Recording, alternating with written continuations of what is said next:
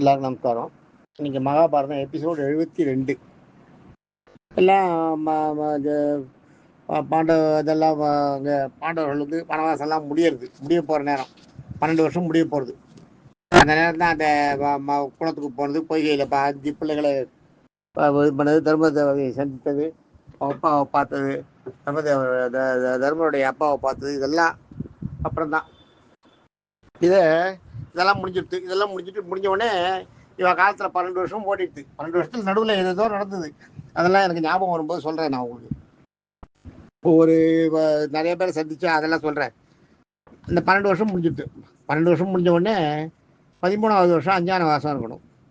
அஞ்ஞான வாசம்ன்றது என்னென்னா, நீங்கள் காட்டுக்குள்ளே போய் ஒளியக்கூடாது, நாட்டுக்குள்ளே தான் இருக்கணும். ஆனால் அரசர்களோட துரியோதனோட கண்ணில் படக்கூடாது. துரியோதனாதிகள் வந்து உங்களை பார்த்து நீங்கள் தான் அர்ஜுனன் சொல்லி இந்த ஒளிஞ்சிக்கிறது கண்டுபிடிக்கிறது இருக்க, அது மாதிரி தான் இப்போ ஒளிஞ்சிக்கணும். துரியோதனை கண்டுபிடிச்சானா அந்த 1 வருஷத்துக்குள்ள மறுபடியும் 12 வருஷம் காட்டுக்கு போகணும். அப்புறம் 1 வருஷம் மறுபடியும் ஒளியணும். அர்ஜுனனா எல்லாருக்கும் தெரிஞ்சவன் அவன் வந்து ரொம்ப ஃபேமஸானவன். அவன் என்ன பண்ணுறது, அவனை ஒன்றும் அவனை ஒழிக்கவே முடியாது. என்ன பண்ணுறதுன்னு யோசிக்கிறப்ப பாடுறோம். இந்த தௌமியர்னு ஒரு மகரிஷி, அவர் தான் அவளுக்கு எல்லாம் அங்கே கடைசி நேரத்தில் அந்த தெய்வதவனத்துக்கு வந்த அப்புறம் தௌமியர் தான் கூட இருக்கார். தௌமியர் என்ன சொல்கிறார், நீங்கள் வந்து மச்ச நாட்டுக்கு போங்க. மச்ச நாட்டில் விராடர்னு ஒரு ராஜா இருக்கான். அவன் வருவான். அவங்ககிட்ட விருத்தன் பேர். அவன் பேர் இந்த அந்த மச்சை நாட்டு ராஜாவோட பேர் விருத்தன். இந்த விருத்தன் இருப்பான் விராட நாடு. அந்த விராட நாடுன்னு சொல்லுவா, மச்சை நாடுன்னு சொல்லுவாள். விராட நாட்டு அரசன் விருத்தன் இருப்பான். அவங்ககிட்ட போய் ஆளுக்கு ஒரு வேஷம் போட்டு போய் சேர்த்துருக்கோம். நீங்கள் வெளியில் இருந்தீங்கன்னா நாட்டில் கண்டுபிடிப்போம். ஒரு ராஜாவுக்கு கீழே இருந்தீங்கன்னா அவனால் கண்டுபிடிக்கிறது கஷ்டம். 2வது மச்சை நாட்டு ராஜாவுக்கு இது துரியோதனை பிடிக்காது. நாளைக்கு தெரிஞ்சால் கூட இது ஒன்றும் அவ்வளோ பெரிய இஷ்யூ ஆகாது. துரியோதனுக்கு பயப்படுவானே வழி படைகளுக்கு பாண்டவர்களுக்கு அவளுக்கெல்லாம் கௌரவர்களுக்கு துரோணருக்கு அவருக்கு அவளுக்கு பயப்படுவாங்க. ஏன்னா இவன் யாருன்னு தெரிஞ்சா யாரும் இடம் கொடுக்க மாட்டான். அது ஒரு பெரிய விஷயம். அதனால இது யாருக்குமே தெரியாமலே இருக்கணும், தெரியாமலே இவன் காப்பாற்றணும். அந்த ஐடியாவில் தான் போகிறான். எல்லாரும் வந்து ஒரு 5 இவன் மாதிரி பிராமணன் மாதிரி ஏழை மாதிரி போய் வேஷம் போட்டு போகிறான். முதல்ல தர்மன் போகிறார். தர்மன் போய் அது வரைக்கும் அந்த நாட்டில் அப்படி உள்ளே சுற்றிட்டு இருக்கா. தர்மன் போய் ராஜா கிட்ட வந்து பேசி, நான் வந்து உங்களுக்கு எல்லாம் நான் இதெல்லாம் சொல்லுவேன், ஜோசியெல்லாம் சொல்லுவேன், இந்த பட்சி கூடுறது அதெல்லாம் சொல்லுவேன், உங்கள் கூட நான் இது ஆடுவேன், உங்களுக்கு அடிமை தொழில் செஞ்சுட்டு இருப்பேன், உங்களுக்கு சேவம் பண்ணிட்டு இருப்பேன் அப்படின்னு விராடராஜா கிட்ட சொல்லுவான். சொன்ன உடனே விராடராஜாவுக்கு என்னென்னா, அந்த விளையாட்டில் எப்பயுமே இந்த ராஜாக்களுக்கு சூதுல இன்பம் ஜாஸ்தி. இவன் வந்து பகடை ஆடுவான்னு தெரிஞ்ச உடனே சரி பகடை ஆடுறதுக்கு நம்ம கூட ஒரு ஆள், நம்ம சும்மா இருக்கிற இடத்துல நம்ம கூட விளையாடுறதுக்கு ஒரு ஆள் வச்சுக்கலாம். ராஜாக்கள்லாம் அப்படிதான். அவளுக்கு என்ன காசா பணமா, ஊருக்கு போட்ட காசு கிடைக்க கையில் பண்ணலாம் இல்லையா. அதனால சரின்னு ஒத்துக்கிறான். ஒத்துட்டு தர்மரை வந்து சேர்த்துக்க. தர்மரை வந்து உங்கள் பேர் என்னன்னு கேட்பார். கங்கன்னு வர தர்மன் கங்கன்ற பேரில் போய் அந்த விராட நாட்டு ராஜா இருக்கான விருத்தன்கிட்ட போய் விராட நாட்டு ராஜன்கிட்ட, விராடன்னே சொல்லலாம், விராட நாட்டு ராஜன்கிட்ட போய் அவரோட சேர்ந்துருவார். அங்கேயே இருந்துருக்கார். ஆனால் இவர் தர்மர்னு அவருக்கு தெரியாது. அவர் வந்து அப்பப்போ அடிக்கடி ராஜாக்கள் கிட்ட மட்டும் ரொம்ப கிட்ட போகக்கூடாது, ரொம்ப தூரம் இருக்கக்கூடாது. ராஜாக்கள் நம்புறாளேன்ட்டு நம்ம அவகிட்ட கொஞ்சம் அதிகமாக இடம் கொடுத்தோம்னா, இடம் எடுத்துட்டோம்னா அவன் ரொம்ப பண்ணுவான். ராஜாக்கள் ஞாபகம் வச்சுக்கோ, ராஜாக்கள் கிட்ட போகவே கூடாது. அந்த மாதிரி அந்த இதெல்லாம் வந்து நீங்கள் ரொம்ப ஜாக்கிரதையாக இருக்கணும். ராஜாக்கள் கிட்ட போகிறது வந்து ரொம்ப கிட்டையும் அதை தௌமியரே சொல்லுவார். தௌமியர் போகும்போது தௌமியர்கிட்ட தானே இதை வந்துட்டு போகிறா, தௌமியர் சொல்லி தானே போகிறா. தௌமியருக்கு தெரியும். தௌமியர் அதெல்லாம் சொல்ல மாட்டார். தௌமியர்கிட்ட சொல்லிட்டு தானே போகிறாய்வா. அது மாதிரி போகும்போது அவர் சொல்லுவார், நீங்கள் வந்து இப்போ இது பண்ணக்கூடாது, ராஜாக்கள்கிட்ட வேலைக்கு போகிறீங்க, ஜாக்கிரதையாக இருக்கும். ராஜாங்க வேலை கொஞ்சம் இருந்தால் கூட ஜெயிலில் போட்டு விட்ருவா. அதனால் ரொம்ப ஜாக்கிரதையாக பண்ணணும், நீங்கள் அதெல்லாம் ஜாக்கிரதையாக இருக்கும் அப்படின்னு சொல்லி அனுப்புவார். அவர் தர்மியை சொல்லி அனுப்புவார். இப்போ அந்த 1 வருஷம் நீங்கள் இருக்கணும்னா அது இல்லை, நீங்கள் ராஜாக்கள் இருந்தவா உங்களுக்கு தெரியும். அதனால ராஜாக்கள்கிட்ட நீங்கள் இருந்தால் கூட நீங்கள் பல விஷயங்களை நீங்கள் யோசிக்கணும். ஒரு ராஜா கிட்ட போய் இருக்கும்போது எப்படி இருக்கணுன்றதெல்லாம் யோசிக்கணும். அதெல்லாம் பார்த்துக்குவோம். அதெல்லாம் பார்த்துட்டு ஜாக்கிரதையாக இருக்கும். தௌர்மையை சொல்லி அனுப்பார். இவரும் வரா, இவாளுக்கும் தெரியுது. ராஜாவை வந்தவா தானே, இவாளுக்கு தெரியும் ராஜா கிட்ட எல்லாம் எப்படி இருக்கணும். ராஜாவை வந்து நம்பி எல்லாம் பண்ண முடியாது. எந்த ராஜாவையுமே சரி சாதாரண நண்பர்களை நம்பி பண்ணுற மாதிரி பண்ண முடியாது. துருபதன் பண்ணான்ல துரோணரை, அது மாதிரி எல்லா எல்லா ராஜாக்களும் நட்பாக இருந்துட மாட்டார், நண்பாகவும் இருந்துட மாட்டார். ஒரு கங்கன் ஒரு தடவை ஏதோ தாயாடும் போது தப்பா சொல்லிடுறாரு. தப்பா சொல்லலை, அவர் சொல்றது நியாயமாக தான் சொல்றாரு. ஆனால் ராஜாவுக்கு வந்து அதில் ராஜாவுக்கு அது அவருக்கு எதிரான விஷயம். அவர் கோபம் வந்துடுது. உடனே அந்த பகடை எடுத்து மண்டையில் அடிச்சுடுறாரு. தர்மரை மண்டையில் அடிச்சு தர்மருக்கு மண்டையில் ரத்தம் வருது. ரத்தம் வந்தோடனே தர்மர் கட்டு போட்டுருப்பார். அதனால ஒன்றும் இல்லை, ராஜா பரவாயில்ல, நீங்கள் தானே அடிச்சிங்க, எனக்கு ஒன்றும் இல்லை அப்படின்னு சொல்லி அப்படியே பணிஞ்சு போயிடுவார் தர்மர். தர்மருக்கு வந்து உள்ளக்குள்ள தெரியும், அவளுக்கெல்லாம் கொதிக்கும். இதுக்கு பார்த்துட்டு இருக்கிற அந்த மற்ற 5 பேருக்கும். தர்மர் அது மாதிரி போய் சேர்ந்துருவாரா. அடுத்தது பீமன் வரான். பீமன் வந்து என்ன பண்ணுறா, ராஜா அனுபவம் நான் நல்லா சமைப்பேன் அப்படின்வான். சமைப்பேன் உடனே, நீ நல்லா சமைப்பியா, சரி நான் வந்து உங்களுக்கு சமையல் வேலையெல்லாம் செய்கிறேன், உங்கள் சமையல் பார்க்கணும் எனக்கு கொடுத்தீங்கன்னா போகிறோம் அப்படின்வான். உடனே சரி நீ தலையை பண்ணி எடுத்துட்டு வா பார்க்கலான்னு. அன்றைக்கி ஒரு தலையை பண்ணி எடுத்துகிட்டு வருவோம் பாருங்க, இனிமேலும் இல்லாத டேஸ்ட் இருக்கும். ராஜாவுக்கு அதை பார்த்த உடனே இனிமேல் வல்லவன் தான் அங்கே சமையல் கட்டலன்னு சொல்லிட்டு, அது மாதிரி வல்லவனா மாதிரி பீமன் வந்து ராஜாவுக்கு சமையல் சாதம் பண்ணி போட்டுருக்கான். அர்ஜுனன் முதல்ல இந்திரனை பார்க்கறதுக்கு போனான் பார்த்தீங்களா. இந்திரனை பார்க்கறதுக்கு போனப்ப இந்திரலோகத்தில் அர்ஜுனனோட அழகை பார்த்துட்டு அந்த ஊர்வசி ரொம்ப மயங்கலாம். ஊர்வசி மயங்கி அர்ஜுனனை வந்து எனக்கு ஏதோ ஆகணும், நீ வந்து எனக்கு நான் வந்து உன்னை விரும்புகிறேன் அப்படின்வா. அப்போ இவர் நம்ம என்ன சொல்லுவான், அர்ஜுனன் என்ன சொல்லுவான், நாங்கள் வந்து நான் வந்து பூலோகத்துலேருந்து வந்திருக்கேன், மானிட பிறவியில் மானிட நான் வாழ்ந்துட்டு இருக்கேன். எனக்கு இந்திரன் வந்து அப்பா, என்னோட அப்பா இந்திரன். இந்திரனோட நீங்கள் வந்து இந்திரனோட ஒய்ஃப்ன்றது இருக்கு இல்லையா, இந்திரனோட ஒய்ஃப் தானே வாழ. இந்திரனோட ஒய்ஃப் நிறைய பேர் ஒய்ஃபு இந்திரனுக்கு. இந்த தேவகன்னிகள் 4 பேரும் தானே, தேவலோகத்து அழிகள் 4 பேரும் வந்து இந்திரலோகத்தில் நடனம் ஆடுற 4 பேரும் அவனுக்கு இந்திரனுக்கு தாசிகள் தான். அப்படிங்கிறப்ப நீங்கள் எனக்கு தாய் முறையாவது உறவாருது, அதனால நீங்கள் என்னை கல்யாணம் பண்ணிக்கிறது நினைக்கிறது தப்பு அப்படின்னு சொல்லுவான். நீங்கள் என்ன இல்லை, அவன் சொல்லுவாங்க என்ன ஒரு தரமாவது என்னை சந்தோஷப்படுத்திட்டு போடுவான். இல்லை அது தப்புன்னு வாங்குவான். தப்புன்ன உடனே நீ அப்படியா சொல்கிற, நான் சொல்லியே கேட்க மாட்டேங்கிறியா, நீ உனக்கு வந்து இனிமேல் நீ உங்ககிட்ட அந்த வீரம் உங்ககிட்ட இருக்கவே இருக்காது, நீ பெண்ணாக போடணுவான். பெண்ணாக போயிடு, நீ பெண்ணு இல்லாத ஆண் இல்லாத அழியா சுற்றிட்டு உன்னுடைய வீரம் உங்ககிட்ட இருக்காது. இந்த வீரத்தை வச்சு தானே நீ எல்லாரையும் மயக்கிற, இந்த வீரம் உங்ககிட்ட இல்லாத போக கிடக்குதுன்னு சாபம் கொடுத்துட்ற. சாபம் கொடுத்த உடனே அர்ஜுனனுக்கு என்ன பண்ணுறதுனே புரியல. நியாயமாக தானே சொன்னேன், இது மாதிரி பண்ணிட்டாலேன்னு இப்போ அப்பா கிட்ட இந்திரன் கிட்ட சொல்லுவான். இது மாதிரி ஆயிடுச்சு. இந்திரன் உடனே ஊர்வசியை கூப்பிட்டு கண்டிச்சுட்டு அந்த சாபத்தை வந்து நீ 1 வருஷம் அனுபவிச்சா போகிற சாபத்தை திருப்பி வாங்க முடியாது, என்னுடைய பவரை யூஸ் பண்ணி நான் என்ன பண்ணுறேன், 1 வருஷம் நீ அந்த ரூபத்தில் இருக்கிற மாதிரி இருக்கும், அது நீ எப்போன்றது நீ பார்த்து நீ நினச்ச நேரத்தில் அதை பண்ணிக்கலாம் அப்படின்னு அந்த மாதிரி மாற்றி அனுப்பியிருப்பார். ஆக இவன் 1 வருஷம் அலியாக இருக்கணும். இவன் என்ன பண்ணுறான், இந்த ஒளிஞ்சிருக்கணும் இல்லையா, இந்த 1 வருஷம், இந்த 1 வருஷத்துக்கு அதை யூஸ் பண்ணிக்கலாம்னு நினைக்கிறான் அர்ஜுனன். அதை பண்ண உடனே இந்திரன் வேண்டுவான், ஏன்னா இந்த 1 வருஷம் இது இன்னிலேருந்து 1 வருஷம் நான் இருக்கேன் அலியாக இருக்கேன்னு உடனே சரின்னுவான். அலின்ன உடனே அவன் வந்து அவன் பேரை பிரகநலைன்னு வச்சுப்பான். பிரகநலைன்னு வச்சுட்டு போவான். போய் அங்கே போய் அந்த இதில் எல்லாம் போய் பிரகநலைன்னு பேர் வச்சுட்டு இவன் என்ன பண்ணுறான், இவன் போய் அங்கே அந்த ராஜா கிட்ட நிற்பான். நான் வந்து நாட்டியம் எல்லாம் கற்றுக் கொடுப்பேன்னா, நான் நாட்டியம் ஆடுவேன், நாங்கள் இந்த இதெல்லாம் தெரியும், நட்டுவாங்கெல்லாம் தெரியும், அதனால் என்னை உங்கள் இதில் நான் வந்து பாடுவேன், நீங்கள் ஒரு தடவை என்னை இது பண்ணி பாருங்கோ, நான் எப்படி பண்ணுறேன்றதை பாருங்கோ, நல்லா இருந்ததுன்னா வச்சுக்கோ அப்படின்னுவான். உடனே ராஜா அரசவையில் ஒரு தரம் அந்த நான் நட்டுவாங்க பண்ண சொல்லுவோம். பண்ண சொல்லி இவளை வந்து கற்றுக் கொடுக்க சொல்லுவான் அவள் பொண்ணுக்கு.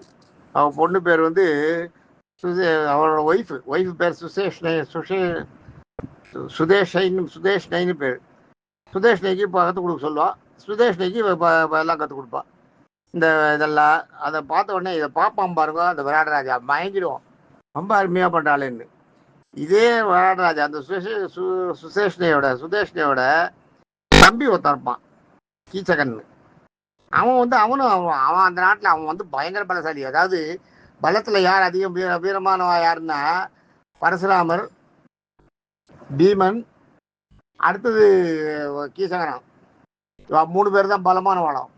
பலம் அந்த மாதிரி ஒரு பலம் உண்டான் அவன்கிட்ட. அது மாதிரி கீசகன் வந்து பீமனுக்கு ஈக்குவலான பலம் படிச்சவன் உடம்புல. அவன் என்ன பண்ணுறான், அவனும் இருக்கான் அந்த இதில். அவன் வந்து இந்த சைலந்திரியை பார்த்ததுலேருந்து அவன் மேலே பயங்கி கிடக்கான் அப்படியே. இந்த மாதிரி இருக்கா இவன் வந்து பிரகநிலையை பார்த்த உடனே இந்த பிரகநிலையை நம்ம எப்படியாலும் கல்யாணம் இது நான் பிரகநிலை என்ன நட்டுவாங்க பண்ணோடனே அவளை சேர்த்துடுவான். பிரகநிலையை பார்த்து அவர் என்ன பண்ணுறான்னு நினச்சிக்கிறான். பிரகநிலையை பண்ணோடனே ராஜா வந்து பிரகநிலையை உடனே அப்பாயின்மெண்ட் கொடுத்துறாரு. அவன் உடனே நீ வந்து என்னோட ஒய்ஃபுக்கு எல்லாத்தையும் கற்றுக் கொடுக்குன்ட்டு சுதேஷ்ணிக்கு போய் நீ போய் சாதியாரு இருந்துட்டு அவளுக்கு எல்லா பாடங்கள்லாம் நட்டுவாங்கெல்லாம் பண்ணி நானா சொல்லி கொடுன்னு சொல்லி அனுப்பிச்சிடுவான். சொல்லி அனுப்பிச்சிட்டு அப்புறம் அடுத்தது என்ன பண்ணுவான், இவன் வருவான், நகுலன் வருவான். நகுலன் வந்து கிராந்தகன்னு பேரில் வருவான். கிராந்தகன்னு பேரில் வந்து நான் வந்து உங்கள் குதிரைகளை எல்லாம் நல்லா பார்ப்பேன், குதிரைகளெல்லாம் நான் பேசுவேன், உங்கள் குதிரை படையை நான் நல்லா வச்சுப்பேன், நீங்கள் வேணால் என்ன குதிரையை வேணால் செக் பண்ணி பாருங்க. நான் பாண்டவ படையில் முதல்ல பாஞ்சாலத்தில் இருந்தவனா, இதில் பாண்டவர்கள்ட்ட வேலை செஞ்சவன் எனக்கு தெரியும், குதிரையெல்லாம் தெரியும். பாண்டவர்கள்ட்ட வேலை செஞ்சவனா, சரி நீ போய் இந்த குதிரையை இது பண்ணி பார்க்கலாம்னு குதிரையை தட்டி கொடுத்து அதுக்கிட்ட பேசுவான், அதை பழக்குவான். ஒரு குதிரையை பழக்க சொல்லுவான், ஒரு குதிரையை பழக்குவான். பழக்கினதை பார்த்தோன்னா அவன் 2 நாளில் அவன் சொன்னதை கேட்பான் அந்த குதிரை. அது மாதிரி அனுமனே ராஜாவுக்கு பிடிச்சி போகிறது குதிரை பானை சேர்த்துறான். அதே மாதிரி மாடு மேய்க்கிறதுல வந்து சகாதேவனை சேர்த்துறான். மாடெல்லாம் மேய்க்கிறதும் அந்த பசு தொழுவத்தை மூட்டுறதும் அந்த பசு கண்டுகளை டெவலப் பண்ணுறதும் அது இனவிருத்தி பண்ணுறதுக்கும் அந்த பசு கூட்டம் அதிகமாகிறதுக்கும் அவன் வந்து நிறைய ஐடியாவெல்லாம் சொல்லுவான். அவன் சொல்கிற ஐடியாவெல்லாம் கேட்டவுடனே ராஜாவுக்கு பிடிச்சி போகிறது அவரே அப்பாயின்மெண்ட் பண்ணிக்கிறான். ஸோ அவன் வந்து தந்திரிபாலன்ற பேரில் அப்பாயின்மெண்ட் ஆகிறான். ஆக தர்மர் வந்து கங்கனாகவும், பீமன் வந்து வல்லபன்ற சமையல்காரனாகவும், தர்மன் வந்து கங்கன்ற ராஜாவுக்கு வேலை செய்கிற ஒரு படியாள் மாதிரியும், ராஜாவுக்கு பக்கத்தில் இருக்க ஒரு ஈவா மாதிரியும் கையாள் மாதிரியும், அர்ஜுனன் வந்து பிறநிலைன்ற அலியாவும், நகுலன் வந்து கலந்தகன்ற ஒரு அந்த குதிரைப்பாகனாகவும், சகாதேவன் தந்திரிபாலன்ற மாட்டு தொழுவத்தில் வேலை செய்கிறவனாகவும் போய் உள்ளே சேர்ந்துடுறேன். பாஞ்சாலி இருக்கா இல்லையா, அடுத்தது பாஞ்சாலி வர. பாஞ்சாலி வந்தவொடனே பாஞ்சாலி வந்து நல்லா அழகாக இருப்பாள். ஆனால் இதெல்லாம் போட்டுப்பா இல்லையா, அவளுடைய அழகை பார்த்துன்னா அவள் வந்து அவள் பேர் சைலந்திரின்னு வச்சுருக்கா. நான் வந்து உங்கள் ஒய்ஃபுக்கு நான் ஹெல்ப் பண்ணுறேன், அவளுக்கு நாட்டியங்கள்லாம் கற்றுக் கொடுக்குறேன்னா, பிறநிலையை வந்து நட்டுவாங்கன்னு தான் பண்ண முடியும், நான் அவளுக்கு எல்லாம் கற்றுக் கொடுக்குறேன் அப்படின்னா. பிறநிலையை வந்து தாதியா போட்டவுடனே அவளுக்கு பார்த்த உடனே அவளோட அழகில் மயங்காதவா யார் இருக்கா, எல்லாரும் அவளை பார்த்த உடனே ஒரு ஈர்ப்பு தான். எல்லாரும் சரின்னு வாங்குறான். பிராடன் என்ன பண்ணினா, சரி நீ போய் ராணி கூட அவன் பிராடன் தப்பாக பார்க்கல, ராணி கூட போய் நீ அவன் கூட இரு, அவளுக்கு தோழியா இருக்குன்னு சொல்லுவான். அவன் போகும்போது இந்த கீச்சகன் இருக்கான் இல்லையா, கீச்சகன் தான் அந்த நாட்டு சேனாதிபதி. அவன் யாருன்னா இந்த சுசேனையோட தம்பி. இந்த விராட நாட்டு ராஜா இருக்கான் இல்லையா, இந்த விராட அரசன் இருக்கான் இல்லையா, அவனோட மச்சுனன், சுசேனையோட தம்பி. அவனும் பயங்கர வஸ்தாது. அவன் பெரிய கீசகன் வந்து பெரிய பவர்ஃபுல் மேன். அவனை யாராலையும் ஒன்றும் பண்ண முடியாது. இதனால் ராஜாவே அவனுக்கு கொஞ்சம் பயந்து தான் இருப்பார். இவனை தலைவலி, இவன் பெரிய இது, இவனை வேலையை விட்டு எடுக்கவும் முடியல, இவன் வந்து பெரிய இவனாக இருக்கான், பவர்ஃபுல் மேனாக இருக்கான், 2வது ஒய்ஃபோட தம்பி, தேவையில்லாத இஷ்யூலாம் அவனுக்கு வந்து ஒரு சேனாதிபதி என்ற பட்டத்தை கொடுத்து அப்படியே வச்சிருப்பார். அவன் இருப்பான், சேனாதிபதியாக இருப்பான். அவனுக்கு வந்து இந்த இந்த சைலந்திரியை பார்த்த உடனே ரொம்ப ஆதாடும். சைலந்திரிக்கிட்ட ரொம்ப அப்பப்போ வந்து அவளை வந்து பார்க்கறது, கேட்கறது, தொந்தரவு கொடுக்குறது, இந்த மாதிரியே பண்ணிட்டு இருப்பான். நிறையா அவளை சுற்றி தொந்தரவு கொடுப்பான்.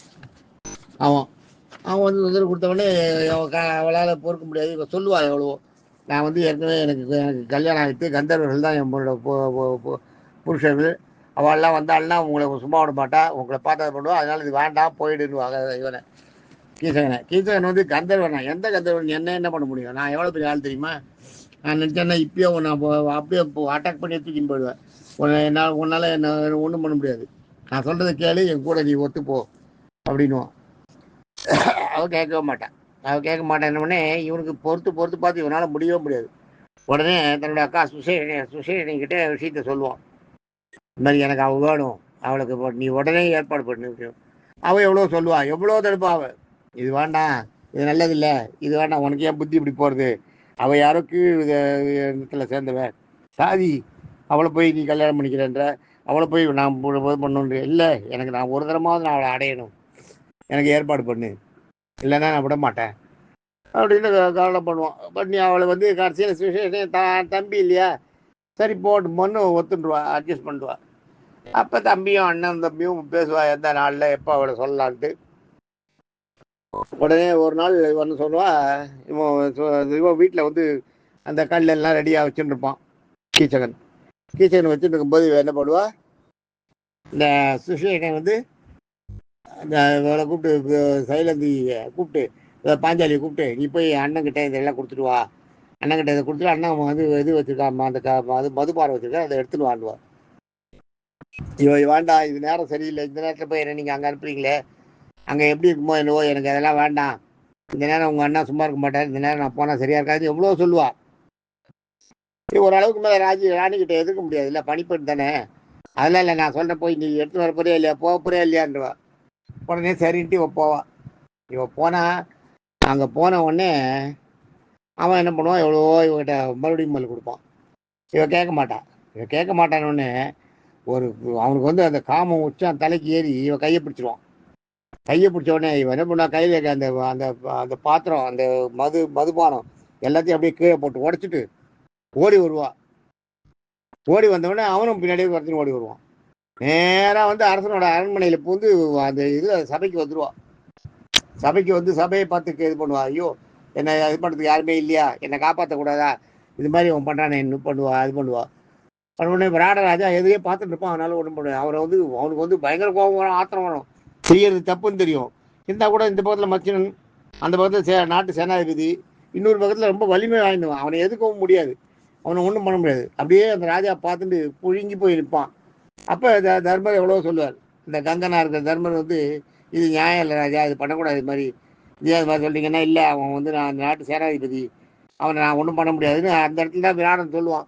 என்னாலும் அவனை ஜெயிக்க முடியல, அவன் பெரிய ஆளாக இருக்கான் அப்படின்றத சொல்லுவான்.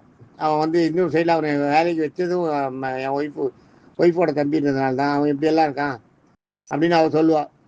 சொன்ன உடனே இந்த கீச்சகன் வந்து துரத்தின்னு வந்துடுவான் இல்லையா, துரத்தின்னு வந்து கீச்சகன் வந்து இது பண்ணுவான், அங்கேருந்து அரசவையில் ஓடி வருவான். ஓடி வந்து ஓடுன்னு அழுவான். அழுத உடனே அவன் கீச்சகன் விட மாட்டான், கெட்டியாக பிடிச்சிப்பான் அவளை. ஓடி வந்து அங்கேயே பிடிப்பான். அரசவையிலே அத்தனை பேருக்கு நடுவிலேயே என்ன யார் கேட்கறதுக்கு இருக்கா, இந்த அரசவையில் சொல்லிட்டா சரியா போயிடுச்சு. அவனுக்கு என்னென்னா, இவளுக்கு வந்து அவளை யாரும் காப்பாற்றுறதுக்கு ஆள் இல்லைன்ற மாதிரி காட்டணும், அவனுக்கு காட்டினா தான் சரியாக வரும். அதனால போட்டு அவளை அங்கேயே விரட்டி எடுப்பான். இப்படி அப்படியே போட்டுக்கு விரட்டி இழுத்துன்னு போய் அதெல்லாம் பண்ணுவான். அப்புறம் அவன் என்ன பண்ணுவா, என்னை விடு, நான் இது நேரம் வரும்போது நான் சொல்கிறேன், கையை விடுன்னுவா. விட்டுட்டு அவன் கையை முறுக்கிட்டு தப்பிச்சுன்னு அந்த அரசவையில் போய் அந்த ராஜாவுக்கு பின்னாடி போய் ஒழிஞ்சிடுவான். ராஜாவுக்கு பின்னாடி போய் ஒழிஞ்சிட்டோடனே இப்போ அவனை போய் கூப்பிட்றதுக்கு யோசிப்பான். ராஜாவுக்கு பின்னாடி போய் எப்படி இழுத்துன்னு அரண்மனையில் ராஜாவோட அந்த சிம்மாசனத்துக்கு பின்னாடி போய் ஒழிஞ்சிட்டா, அவளை எப்படி போய் இருக்கிறதுன்னு, நீ நீ வெளியில் வா, வரும்போது பார்த்துக்கிறேன் அவன்ட்டு போயிடுவான். அந்த மாதிரி அவன் போயிட்ட உடனே அவன் என்ன பண்ணுவா, ரெண்டு வெளியில் வருவான். வந்து ராஜா கிட்டலாம் சொல்லுவா, இது மாதிரி பண்ணுறேன்னு. ராஜா தன்னால் முடியலன்றதை வந்து ஜாடமாடையாக சொல்லுவான். நேராக வருவான், வந்து சுசேனகிட்ட சொல்லுவாங்க, இந்த சைலந்தி சுஷேனகிட்ட சொல்லுவா, இது மாதிரி இவன் பண்ணுறானே, என்ன நீங்கள்லாம் கேட்க மாட்டீங்களே, நீங்கள் போன்னு சொன்னீங்களே, இது மாதிரி ஆகிடுச்சுன்னுவான். பொண்ணு சொன்னேன், அம்மா அது மாதிரி ஆகிடுச்சு, நீ என்ன அவன் தான் சரின்றானே, அவன் என்ன கூப்பிட்றானே, நீ என்ன உத்தமையா, நீ தாசி தானே, ஒரு தடவை இருந்துட்டு போய் அவன் கூட தான்வா. இவளுக்கு அப்போ தான் புரியுறது, இவன் எல்லாருமே ஒன்றா சேர்ந்துட்டு பண்ணுறான்னு. அப்போ தான் தெரிஞ்ச உடனே இவன் வந்து கேட்க மாட்டான். ராணி வந்து அவனுக்கு சப்போர்ட்டாக இருக்கா, அவன் பண்ணுறதுல இருக்கான், ராஜா கண்டுக்காமல் இருக்கான், வேறு யார் இருக்கா காப்பாற்றுறதுக்கு, யாருமே இல்லை, அவன் விட மாட்டான். இனிமேல் அவளுக்கு தோண்டிடுறது என்ன தெரிஞ்சு போகிறது, இவன் இனிமேல் விட மாட்டாங்க. உடனே என்ன பண்ணுறா, பீமன் ராத்திரி இந்த சமையல் கட்டில் சமையல் பண்ணிட்டு இருப்பான் இல்லையா, சமையல் பண்ணி முடிச்சுட்டு சமையல் கட்டிலே ஒரு ஓரமாக படுத்து தூங்குவான். இவன் என்ன பண்ணுவான், சைலந்தி நடு ராத்திரி எழுந்து போவான். எழுந்து போய் பீமனை எழுப்புவான். பீமனை எழுப்பி விஷயத்தை சொல்லுவான், இவனால எனக்கு பிரச்சனையாக இருக்குது, இவனை நீ கொன்னுடுவா, வேற வழியே கிடையாது, இவனை நீ கொன்னுடுவா. கொண்டுட்டு உடனே அவன் வந்து தயாராவான். அதுக்குள்ளே இவா ஒரு பிளான் பண்ணுவாள், நாளைக்கு